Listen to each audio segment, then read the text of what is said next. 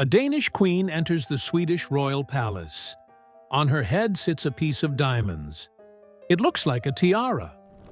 But for 176 years, it wasn't one. It was a bracelet, and no one had ever worn it that way until this evening. Stockholm, April 30th, 2026. King Carl XVI, Gustaf, turns 80. In the Hall of State of the Royal Palace, Europe gathers.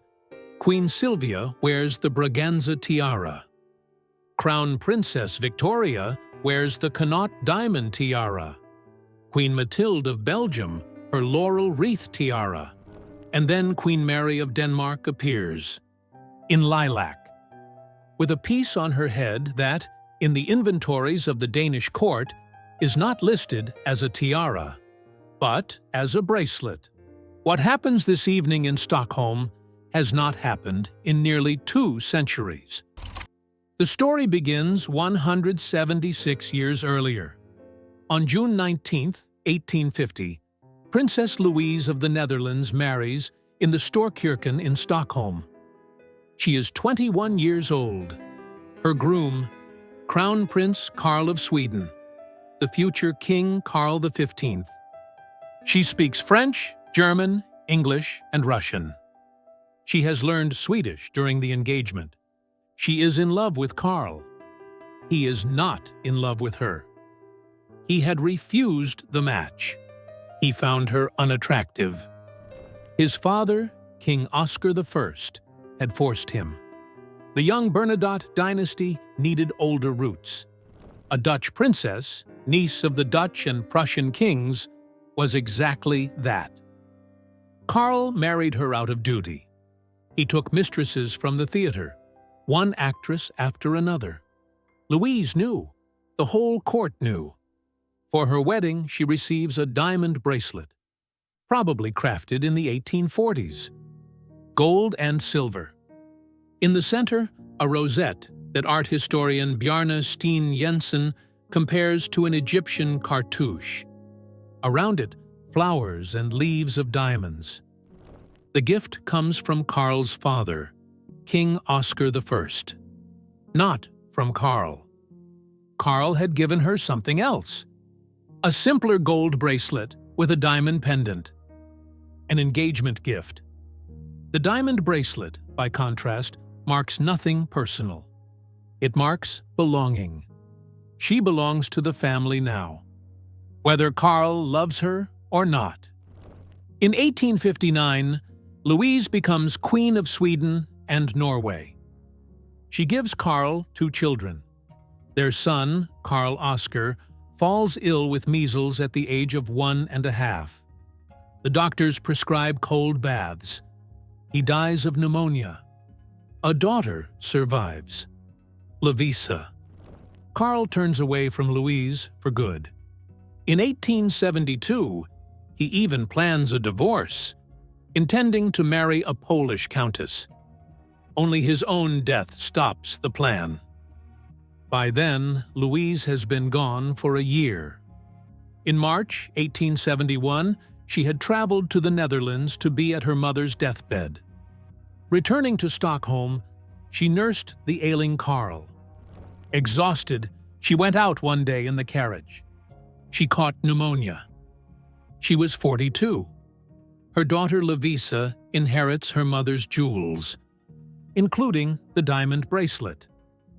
But Lovisa's life had long pointed south.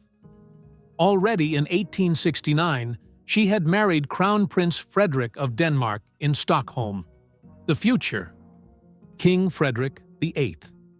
She was 17 at the time. She changed courts.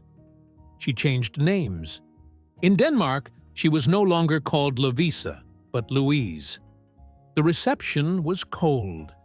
Her mother-in-law found her awkward. Her sisters-in-law found her too serious. Her nephews, the future kings of Greece, gave her a nickname, the Swan. It was not meant kindly. In her early years, Lovisa often wrote home to her mother in Stockholm. But she stayed, and she brought jewels with her. A contemporary observed, that they could have covered an entire card table. Her mother's bracelet was one piece among many. In 1906, Louise became Queen of Denmark.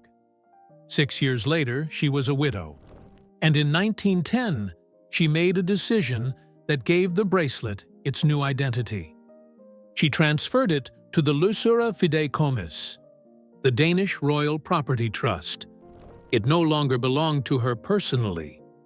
It belonged to the Danish crown, reserved for the use of Danish queens. In that moment, a Swedish wedding gift becomes a Danish court jewel, not by conquest, not by treaty. Through a quiet legal transfer on a floor of the Amalienborg Palace. For 6 decades, the bracelet almost vanishes from view. Louise never wore much jewelry. Her daughter-in-law, Queen Alexandrine, preferred other pieces. Queen Ingrid turned to other heirlooms. Then, in 1972, Margrethe II ascends the Danish throne. And Margrethe is famous for her jewelry experiments. She is an artist. She is a designer. She is a queen. And she treats the pieces of the Danish court like a studio. She dismantles tiaras. She combines brooches with necklaces. She fastens bracelets to ribbons. In an interview, she once said she liked to wear her pieces in different ways. And I think my hairdresser enjoys that too. Louise's diamond bracelet becomes one of her favorite objects. She wears it first in the classical way, on the wrist, in official portraits shortly after her accession. In the 1980s, she fastens it to a black silk ribbon. She wears it as a choker, tight at the throat. In the year 2000, for a banquet at London's Natural History Museum, she adds further diamonds to the piece. She makes it fuller, richer. She wears this choker version at the Luxembourg state visit to Copenhagen in 2003. At the gala dinner for Felipe and Letizia in Madrid in 2004. At the state visit to Tokyo that same year. But as a tiara? Never. Not Louise, not Alexandrine, not Ingrid, not Margrethe. No one had ever worn this bracelet on her head until the evening of April 30th, 2026. Queen Mary wears a lilac dress with a mandarin collar, a floral pattern, long sleeves. With it, antique diamond earrings that once belonged to hereditary Princess Caroline. A diamond brooch from the collection of Queen Josephina, Karl's grandmother. And on her head, fastened to a tiara frame, the bracelet. In the hall sit the most powerful tiaras of Europe. Queen Silvia in the Braganza tiara, likely the most valuable tiara in the world, a wedding gift from Pedro I of Brazil to his wife in 1829. Queen Suthida of Thailand in the Thai diamond fringe tiara. Beatrix of the Netherlands in the Dutch diamond bandeau. Queen Sophia of Spain in the Melerio shell tiara. Margrethe herself, no longer queen, in the Baden Palmette tiara. Each of these pieces is officially a tiara. Each was built for the purpose. Each is registered for it. Mary's piece is not. Mary's piece is a bracelet. And that is exactly what makes it the most striking jewel of the evening. It is the first time this piece has ever been worn as a tiara. After 176 years, in the very palace where Louise was received as a bride in 1850, before the son of the Bernadotte dynasty that gave the gift back then. But Mary is not bringing a Swedish jewel back to Sweden. She is wearing a Danish queen's jewel, of Swedish origin, through the hall of a Swedish king. That is the tension of the evening. Sweden does not get the piece back. Sweden gets to see it. As a reminder that this hall once was the setting for its beginning, as a quiet bow from the Danish crown to the Swedish. It is the calmest form in which one monarchy can say to another, "We know where this came from. We have kept it, and we are wearing it back."